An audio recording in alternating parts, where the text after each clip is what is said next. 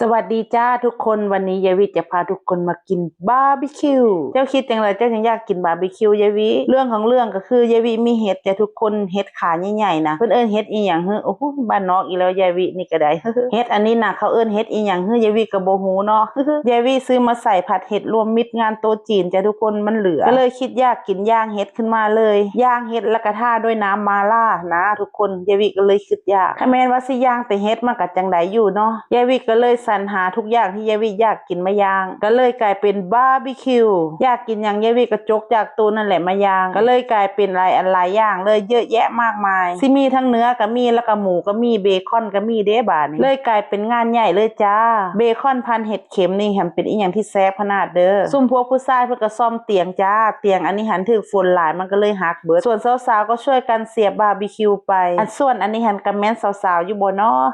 น้ำซอสที่จะทาบาร์บีคิวของเรายายวิก็เอาน้ำซอสของมาล่าแล้วก็น้ำซอสของบาร์บีคิวผสมกันเลยรสชาติของมันพอดีลงตัวเป๊ะเลยจ้าทุกคนถ้าแม้นเฮาท่าแต่น้ำซอสของมาล่าเนาะมันก็สิออกรสชาติขื่นๆจักหน่อยแล้วมันก็สิเผ็ดนำยายวิก็เลยเอาน้ำซอสของบาร์บีคิวผสมลงไปรสชาติออกมาเป๊ะเลยจ้าเด็กก็ยังกินได้เลยไม่ขื่นแล้วก็ไม่เผ็ดจนเกินไปเมนูนี้ค่ะเหมาะกับยามหนาวขนาดเลยจ้าทุกคนเพราะว่าเฮาสิย่างไปน้ำแล้วก็ผิงไฟไปน้ำเนาะวันนี้เราเต็มที่เลยจ้านักร้องก็มีด้วยนะจ๊ะบาร์บีคิวของเราก็เริ่มทยอยสุกแล้วจ้ายายวีสิบอกสุเจ้าเด้อค่ะแม่สุเจ้าซีเอ็ดเมนูนี้นะขาดไม่ได้เลยก็คือสับปะรดมากนาดพี่น้องเอ้ยขาดบ่ได้แท้ๆแหละเมนูนี้มันเปรี้ยวๆหวานๆเนาะมันแก้เลี่ยนได้ดีขนาดเลยเวลาซีเอ็ดบาร์บีคิวนี่ยายวีขอแนะนำเลยก็คือมากนัดเลยจ้าห้ามลืมเด็ดขาดสุกปุ๊บคนซิมคนแรกก็คืออิตาเวสจ้าคุณนาละว่าเราสิมุมเบิดปากได้หันพี่น้องแต่ว่ามันฮ้อน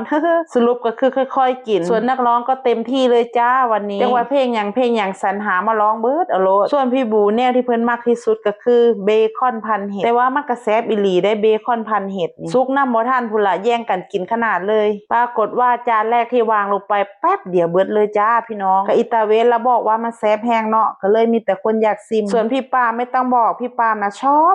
บาร์บีคิวมันก็เป็นเมนูที่สาวๆวัยรุ่นเขามักอยู่แล้วเนาะพี่ปามก็เลยนั่งเฝ้าเต่าบนหนีไปใส่เลยส่วนยายวิก็ขอชิมเหมือนกันจ้ายายวิก็ขอชิมอันที่มันเป็นตะแซ่บที่สุดก็คือเบคอนพันเห็ดเข็มพี่น้องเอ้ยแซ่บสุกบ่ทันเลยจ้าทุกคนหน้าตาบาร์บีคิวของยายวิก็เป็นแบบซีแหละเห็นว่าก็เป็นตะแซ่บอยู่ได้เนาะส่วนรสชาติไม่ต้องพูดถึงจ้าอร่อยแน่นอนวันนี้ยายวิเป็นคนย่างเองจ้าทุกคนย่างจนหน้ามันแผลบๆเลยนี่อันนี้เลยจ้าอร่อยที่สุดไอ้เจ้านี่ก็จะหมดกว่าเพื่อนจ้าเบคอนพันเห็ดวันนี้เราจัดเต็มเลยจ้าคนกินก็กินคนดื่มก็ดื่มคนร้องเพลงก็มีเด้บาดนี่ส่วนคนย่างให้กินก็คือยายวินี่แหละส่วนยายละพีก็มาย่างช่วยอีกแรงกินเบิ้ลแล้วก็ยังบ่พอได้ทุกคนก็ยังเอ็ดเมนูใหม่อีกยังตามด้วยข้าวจี่ทาไข่อีกจัดไปเต็มที่เลยจ้า